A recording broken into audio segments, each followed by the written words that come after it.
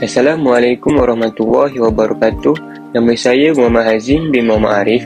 Nama matrik A190239. Saya merupakan pelajar bagi subjek Fiqh, Ibadat dan Munakahat yang dibimbing oleh Dr. Muhammad Nazir bin Alias. Pada hari ini, saya akan membentangkan sebuah tajuk yang dipilih, iaitu kedudukan anak tiri menurut Islam. Okey, baiklah. Terdapat beberapa perkara penting yang akan dipelajari dalam tajuk ini, antaranya maksud anak tiri, yang kedua hubungan anak tiri dengan bapa tiri, yang ketiga hubungan adik-beradik tiri, yang keempat batasan aurat mengenai anak tiri, dan yang kelima perwarisan harta. Okey, baiklah. Kita masuk kepada poin yang pertama, iaitu maksud anak tiri. Apakah makna anak tiri? Okey, menurut Kamus Dewan Bahasa, anak tiri ialah anak daripada hasil perkahwinan suami atau isteri terdahulu. Dengan lebih jelas lagi, anak tiri ialah anak bawaan suami atau anak bawaan isteri yang bukan hasil perkahwinan dengan isteri atau suami yang sekarang. Okey, seterusnya poin yang kedua ialah hubungan anak tiri dengan bapa tiri. Okey, persoalannya, adakah bapa tiri merupakan mahram bagi anak tiri? Okey, dari segi sudut mahram, bapa tiri merupakan mahram kepada anak tiri sekiranya sudah berlakunya duhul, iaitu persetubuhan antara ibu kandung dengan bapa tiri. Jadi, ayah tiri tidak boleh sesekali mengahwini anak tiri kerana hubungan mereka sudah menjadi mahram, melainkan ayah tiri belum melakukan persetubuhan ataupun duhul dengan ibu kandung, maka ayah tiri boleh mengahwini anak tiri. Okey, saya bagi satu contoh untuk penjelasan dengan lebih jelas. Okey, Pak Abu berkahwin dengan Kak Leha dan Kak Leha ini mempunyai anak perempuan. Tetapi anak perempuan ini bukan anak Pak Abu, tetapi anak suami Kak Leha sebelum ini. Okey, baik. Maka bila mana Pak Abu berkahwin dengan Kak Leha, Kak Leha telah menjadi isteri Pak Abu. Kemudian, anak Kak Leha ini, bila mana telah berlaku nyentuh antara Pak Abu dan Kak Leha, maka menjadilah keharaman Pak Abu ini untuk bernikah dengan anak tiri dia, iaitu anak Kak Leha lah. Jadi, anak tiri dia automatik menjadi mahram. Maksudnya, Pak Abu boleh bersalaman dengan anak tiri dia, iaitu anak Kak Leha. Okey, itu salah satu contoh daripada saya. Okey, sebelum tu, kepada rakan-rakan di luar sana yang belum mengetahui apa itu mahram. Okey, mahram ini ialah orang lelaki atau perempuan yang haram dinikahi mengikut hukum Islam kerana faktor-faktor tertentu. Okey, next. Kita pergi kepada poin yang ketiga, iaitu hubungan adik-beradik tiri dengan adik-beradik yang lain. Okey, untuk pengetahuan anda semua, kita mempunyai 4 jenis adik-beradik menurut Islam. Okey, yang pertama, adik-beradik satu ibu dan satu bapa, iaitu adik-beradik kandung. Okey, yang kedua, adik-beradik satu ibu dan lain bapa, iaitu adik-beradik seibu. Okey, yang ketiga, adik-beradik satu bapa dan lain ibu, iaitu adik-beradik sebapa. Okey, yang keempat, adik-beradik lain ibu dan lain bapa, iaitu adik-beradik tiri. Okey, dari segi sudut mahram, adik-beradik kandung merupakan mahram bagi adik-beradik seibu dan sebapa. Hal ini kerana terdapat pertalian nasab ataupun pertalian darah di antara mereka, manakala adik-beradik tiri pula bukanlah mahram bagi adik-beradik yang lain. Okey, dari segi sudut perkahwinan pula, adik-beradik kandung seibu dan sebapa tidak boleh berkahwin, manakala adik-beradik tiri pula boleh berkahwin dengan adik-beradik yang lain. Isu-isu perkahwinan ini sudah pun dijelaskan di dalam surah An-Nisa ayat 23. Allah Subhanahu Wa Taala berfirman, maksudnya, diharamkan kepada kamu berkahwin dengan perempuan-perempuan yang berikut, iaitu ibu-ibu kamu dan anak-anak kamu dan saudara-saudara kamu dan saudara-saudara bapa kamu dan saudara-saudara ibu kamu dan anak-anak saudara kamu yang lelaki dan anak-anak saudara kamu yang perempuan dan ibu-ibu kamu yang telah menyusukan kamu dan saudara-saudara susuan kamu dan ibu-ibu isteri kamu dan anak-anak tiri yang dalam pemeliharaan kamu dari isteri-isteri yang kamu telah campuri.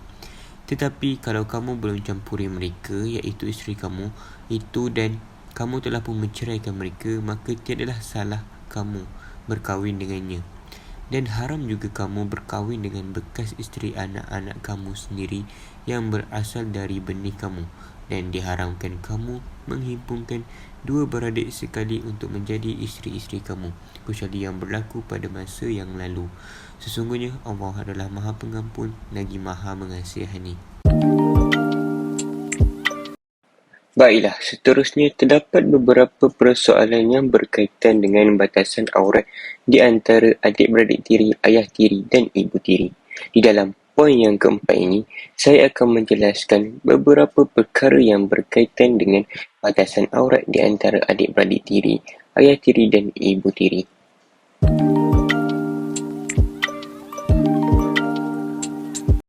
Okey, baiklah. Yang pertama ialah batasan aurat di antara adik-beradik tiri. Untuk pengetahuan anda, di antara mereka tidak ada sebarang ikatan mahram kerana mereka adalah ajnabi dan ajnabiah antara satu sama lain.